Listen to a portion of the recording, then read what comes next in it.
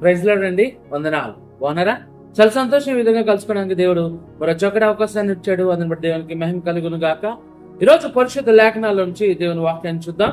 యోహాను సువార్త 19వ అధ్యాయం 26-27 యేసు తన తల్లి తను ప్రేమించిన శిష్యుడును దగ్గర నిల్చుండడు చూచి, అమ్మా ఇదిగో నీ కుమారుడు అని తన తల్లితో చెప్పాను. తర్వాత శిష్యుడు చూచి, ఇదిగో నీ తల్లి అని చెప్పాను. ఆ గడియ నుండి ఆ శిష్యుడు ఆమెను తన ఇంట చేర్చుకున్నాను. ఈ రోజున యేసు ప్రభు వారు శిలువ మీద పలికిన మూడో మాటను చూడబోతూ ఉన్నా. యేసు ప్రభు వారు శిలువలో మాటలు పలుకుతున్నట్టు ఇలా పలుకుతున్నట్టు కాదండి, చాలా భారభరితంగా మాట్లాడాలి. ఊపిరి తీసుకోవడమే కష్టం.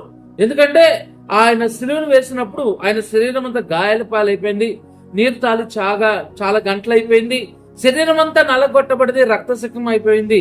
ఆఖరికి తల మీద ముళ్ళ కిరీటము, చేతుల్లోనూ కాళ్ళల్లోనూ మేకులు గాయాలు. ఎంత బాధ అనిపిస్తూ శిలువ మీద వేలాడుతున్నాడు అంటే ఊపిరి పీల్చుకోవడం కూడా కష్టమే. అలాంటి సమయంలో యేసుక్రీస్తు వారు మాట్లాడుతున్నాడు. శిలువ మీద 7 మాటలు మాట్లాడగా అందులో ఈ మూడవ మాటని ఈ రోజు మనం చూడబోతూ ఉన్నాం. యేసుక్రీస్తు వారు మూడవ మాట, ఇది బాధ్యత కలిగిన మాట లేదా ఆదరణ మాట అనొచ్చు. ఎందుకంటే ఇందులో బాధ్యత కనబడుతుంది, ఒక కుమారుడి బాధ్యత కనబడుతుంది, తల్లి పట్ల కుమారుడు చూపించే బాధ్యత కనబడుతుంది, అలాగే ఆదరణ కలిగిస్తున్నాడు ఆ మాట ద్వారా. కాబట్టి శిలువలో మూడో మాట బాధ్యత కలిగిన మాట, లేకపోతే ఆదరణ కలిగించే మాట.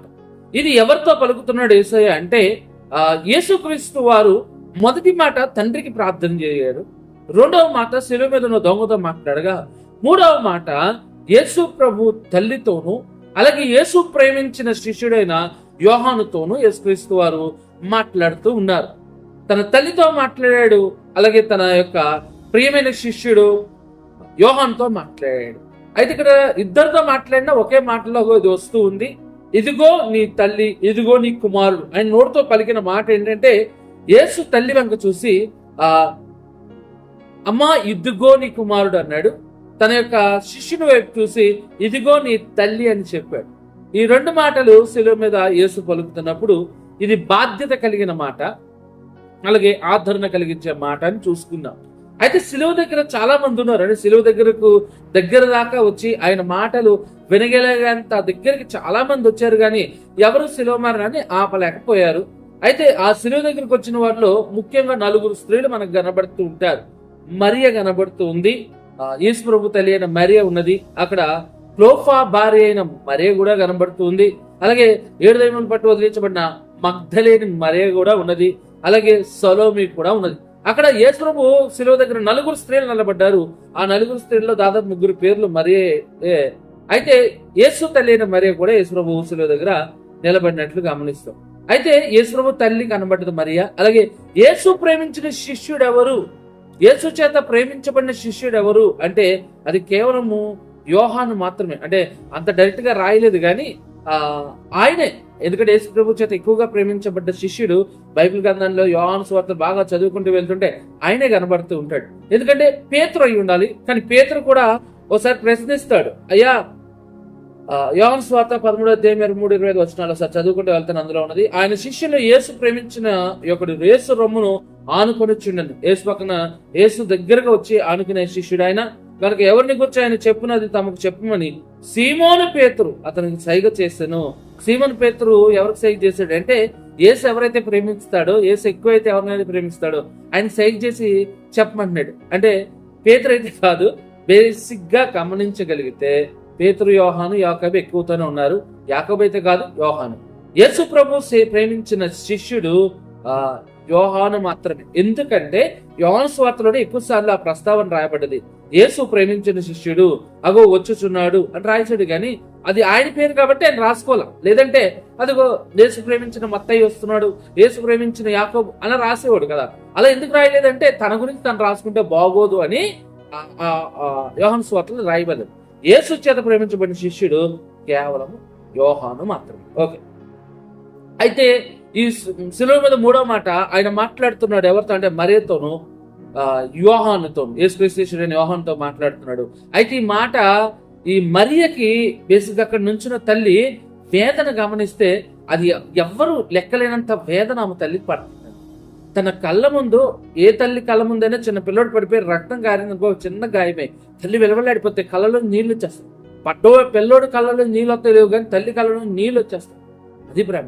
అలాంటిది యేసయ్యని తన కళ్ళ ముందు అంత దారుణంగా హింసించి రక్తము కారిపోయి శరీరం పాయలు పాయలుగా అయిపోతుంటే ఆ తల్లి భరించగలదా? ఆ తండ్రి ఎంత వేదన పడి ఉంటుందండి, ఆ తల్లి ఎంత బాధపడి ఉంటుందండి. నిజంగా అసలు అసలు అసలు వర్ణించలేము, ఆమె బాధ వర్ణించదు. అక్కడ ఎవరికైనా బాధ ఉన్నది, ఎక్కువ బాధ ఆ తల్లి అయినా మరీకేమున్నదండి. అయితే ఈమె గురించి ముందుగానే రాయబడింది. సుమయోను యేసు పుట్టినప్పుడు సుమయోను దగ్గరికి వెళ్ళినప్పుడు ఆయన మాట అంటాడు, లూకా 2:35 మరియు నీ హృదయంలోకి ఒక ఖడ్గము దూసుకుపోవునని ఆయన తల్లి అయిన మరితో చెప్పాడు. సుమయోను ఆయన చెప్పాడండి, నీ హృదయంలోకి ఒక ఖడ్గం దూసుకుపోద్ది. ఏంటో ఖడ్గం అంటే ఈ మరణమే. ఒక యుక్త వయసు వచ్చింది, ఒక పెళ్లి వయసు వచ్చింది తన కుమారుడు విషయంలో. అలాంటి సమయంలో ఆ కుమారుడు మరణం గమనిస్తే ఏ తల్లి తట్టుకోగలదండి? కానీ మరి నిలబడి బాధ, ఎంత బాధ, ఆ బాధను సైతము ఆ బాధ అది వర్ణించలేము, అంత బాధపడుతుంది మరియ. అలాంటి సమయంలో యేసుక్రీస్తు వారి మాటలు మాట్లాడుతున్నాడు. ఆ పరిస్థితి చూస్తే అదంతా కొంచెం బాధాకరంగానే ఉన్నారు. యేసుని ప్రేమించిన వారు అందరూ కూడా బాధాకరంగానే అక్కడ నిలబడ్డారు. అలాంటి సమయంలో తన తల్లిని ఒంటరిగా వదలలేదు యేసయ్య. అంటే నేనైతే వచ్చాను ఈ లోకం కోసం మరణిస్తాను, చనిపోయింది, అయిపోయింది అనుకోలేదండి. తన తల్లి బాధ్యతాయుక్తమైన మాట తన శిష్యునికి అప్పగిస్తూ ఉన్నాడు. ఇదిగో నీ తల్లి. ఆ శిష్యుని వైపు చూచి, ఇదిగో నీ తల్లి, ఇదిగో ఇక్కడి నుంచి ఈ తల్లి నీ తల్లి అనుకో, నీ బాధ్యతే అని తన శిష్యునికి అప్పగించగానే ఆ గడియ నుండి అప్పటి నుంచి ఆ శిష్యుడు ఆమెను తన ఇంటి చేర్చుకున్నాను. బేసిక్ గా యేసు ప్రభు వారి తర్వాత 4 పురుషులను 3 ఇతర స్త్రీలు మరి తల్లికి యేసుకు పుట్టారు ఉన్నారు. సరే, అయితే ఆయన వాళ్ళకి అప్పగించట్లేదు, తన శిష్యునికి అప్పగిస్తూ ఉన్నాడు. అయితే ఎందుకు ఇది అంటే సామెతలు 17:17 నీ తల్లి ముదిమెందు ఆమె నిర్లక్ష్యము చేయకము. పరిశుద్ధ లేఖలను నెరవేర్చేవాడేసే ఆయన, ప్రతి మాటను నెరవేర్చేవాడేసే ఆయన, ప్రతి దాన్ని నెరవేర్చేవాడేసే తన తల్లిని అలా వదిలేదండి. ఈ రోజున చాలా మంది తల్లిదండ్రులను వదిలేస్తున్నారు. పిల్లలు చూసుకోలేక కాదు, డబ్బులు లేక కాదు, ఒళ్ళు కొవ్వెక్కి అంటారు. నేను చిన్నప్పుడు నిజంగా ఎన్ని వీడియోస్ చూస్తున్నాం ఈరోజు సోషల్ మీడియా రాబట్టి. ఆ తల్లి ఆ మంచం మీద టాయిలెట్కి వెళ్ళిపోయిందని దారుణంగా చిత్రహింస కొట్టి చంపేశాడు అక్కడ. వాడు ఈడు మంచం మీద వెళ్ళినప్పుడు, చిన్నప్పుడు ఆ తల్లి ఒళ్ళో కొడుకుని వెళ్ళినప్పుడు, ఆ మంచం మీద వెళ్ళేసినప్పుడు ఎంతగా చేసి ఉంటుంది తల్లి. ఎంతమందిని చూస్తున్నామండి ఈ రోజున. యేసయ్య తన ఈ లోకం కొరకు మరణిస్తూ కూడా తన తల్లి బాధ్యత తన శిష్యునికి అప్పగించాడు. నిర్లక్ష్యం చేయకూడదు. ఈ లోకంలో మన తల్లిదండ్రులు మనం నిర్లక్ష్యం చేయకూడదు. ఒక వీడియో చూస్తూ ఉన్నాను నేను మొన్న సోషల్ మీడియాలో. ఒకడు వచ్చాడు, వాళ్ళ తల్లిదండ్రులు కింద దింపేశాడు, బండి మీద తీసుకొచ్చి ఉంచోబెట్టి అవన్నీ మూటలు గిట్లు రోడ్డు మీద తీసుకురేసాడు. వాళ్ళు అయ్యా నాన్న నాన్న అనే లోపల పోయాడండి. ఎక్కడ వదిలేసాడు పాప చూడండి, ఒక అనాథ ముందు వదిలేసిపోయాడు. అది యేసయ్య అలా వదిలిపెట్టి, అంటే తన ప్రాణం పెడుతున్నప్పటికీ నీకు లేకపోయినప్పటికీ తల్లి బాధ్యతను మాత్రము మర్చిపోలేదు. క్రైస్తవానికి ఒక మాట చెప్పనా, నువ్వు తల్లిదండ్రులను నిర్లక్ష్యం చేస్తే అవిశ్వాస కన్నా దారుణమైన వాడు అవుతుంది బైబిల్. కాబట్టి నీ తల్లిదండ్రులను నువ్వు ప్రేమించు, వారిని ప్రేమించిన రీతిగా నువ్వు ప్రేమించాలి, వారిని నిర్లక్ష్యం చేయకూడదు. సరే, అయితే తల్లిని తను ఒంటరిగా వదలలేదు. అయితే మనల్ని ఎన్నో ఒంటరిగా వదిలేసాడు యేసయ్య. తన తల్లి ఒంటరిగా వదలకుండా శిష్యునికి బాధ్యత అప్పగించాడు. మరి మనల్ని ఒంటరిగా వదిలేసాడంటే లేదండి, మనల్ని కూడా ఈ లోకంలో అనాథులుగా విడవలేదు. యోహాను 14:18 మేమును అనాథులుగా విడవను, మనల్ని అనాథులుగా విడవని అంటున్నాడు యేసయ్య. మరి అనాథులుగా విడవకుండా మనకు తోడుగా ఉండడానికి యోహాను సువార్త 14:16 నేను నా తండ్రిని వేడుకొందును మీ యొద్ద ఎల్లప్పుడూ నుండికై ఆయనకు వేరొక ఆదరణకర్తను అనగా సత్యస్వరూప ఆత్మను మీకు అనుగ్రహించును.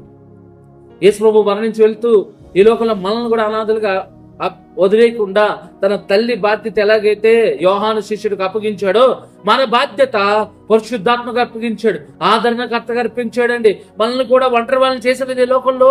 మనల్ని ఆయన మనతో ఉండడానికి ఒక ఆదరణకర్తని ఈ లోకంలోకి పంపి ఉన్నాడు. పరిశుద్ధాత్మను మన కొరకైనా పంపి ఉన్నాడు. మరి పరిశుద్ధాత్ముడు ఏం చేస్తాడు? అయితే యోహాను యేసు ప్రభు తల్లిని మరి తన ఇంటి చేసుకుని ఏం చేస్తుంటాడు? ఆహారం పెట్టుంటాడు, కావాల్సిన అలా సమకూర్చుంటాడు, ఒక తల్లిగా చూసుకుని ఉంటాడు. అయితే ఈ ఆదరణకర్త మనకేం చేస్తూ ఉన్నాడు? యోహానికి ఎలా అయితే తల్లిని అప్పగించాడు, యేసయ్య మనల్ని ఆదరణకర్త అయిన పరిశుద్ధాత్మకు అప్పగించాడు. ఈ పరిశుద్ధాత్మ ఏం చేయగలడంటే రోమీయులకు 8:26 అటువంటి ఆత్మయు మన బలహీనతను చూచి సహాయం చేయడం, మన బలహీనతలో సహాయం చేయబడే పరిశుద్ధాత్ముడే. ఎలాగా మన యుక్తముగా ఎలాగ ప్రార్థన చేయవలనో మనకు తెలియదు, కానీ ఉచ్చరింప సఖ్యము కాని మూలుగులతో ఆ ఆత్మే తనే మన పక్షముగా విజ్ఞాపన చేస్తున్నాడు. మన కోసం ప్రార్థన చేస్తున్నాడు, మన తరపున ప్రార్థన చేస్తున్నాడు, మనలో ఉండి ప్రార్థన చేస్తున్నాడు. ఆయన మనకు కావాల్సింది ఆయన. మన బలహీనతలో సహాయం చేయవాడు ఆయనే. మన ద్వారా ప్రార్థన జరిగించేవాడు కూడా ఆయనే. చెప్పన సఖ్యము కాని నువ్వు ఎలా అయితే దేవుడు అంగీకరిస్తారో అలా నిన్ను మలుస్తున్నాడు, మోల్డ్ చేస్తున్నాడు. చూడండి, ఈ రోజున 3వ మాట మనం చూస్తున్నాం. యేసు ప్రభువు వారు శిలువ మీద పలుకుతున్న ఈ మాట బాధ్యత కలిగి మన పట్ల కూడా బాధ్యత కలిగి తన ఆత్మను పంపాడు. అలాగే ఆదరణ కలిగించాడు తన తల్లికి. అలాగే ఆదరణకర్తను ఈరోజు మనకు ఈ లోకంలోకి దేవుడు మన వరకు పంపి మనకు ఆదరణ కలిగిస్తూ ఉన్నాడు. కాబట్టి 3వ మాట ద్వారా నువ్వు నేర్చుకోవాల్సింది ఏంటంటే, బాధ్యత కలిగి ఉండు. నీ కుటుంబం పట్ల, నీ తల్లిదండ్రుల పట్ల బాధ్యత కలిగి ఉండు. అంటే వారికి ఏ సమయం అవసరమో ఆ సమయంలో నువ్వు సహాయం చేయడం మర్చిపో. ఎందుకంటే ఏదో ఒక రోజు నువ్వు కూడా తల్లిదండ్రులు అవుతావు. నీ పిల్లలు నువ్వు తల్లిదండ్రులకు చేసిందే తిరిగి నీ జీవితంలోకి వస్తుంది. కాబట్టి జాగ్రత్త, గమనించు. ప్రియ సహోదరి సహోదరుడా, యేసు ప్రభువు వారు తన తల్లి బాధ్యతను మర్చిపోలేదు, నిర్లక్ష్యం చేయలేదు. అలాగే ఈ రోజు నువ్వు కూడా, ఈ మాట మనకు నేర్పేది, ఈలోక బాంధవ్యాలకు ఆయన ఇస్తున్న బంధుత్వాలకు ఆయన ఇస్తున్న ఈ యొక్క మార్గం చూడండి. అన్నిటినీ ఒడిచిపెట్టేసి కాదు ఆయన అంటుంది, బాధ్యత కలిగి ఉండు కుటుంబం పట్ల. ముందు దేవునికి ఇచ్చిన కుటుంబాన్ని కట్టు.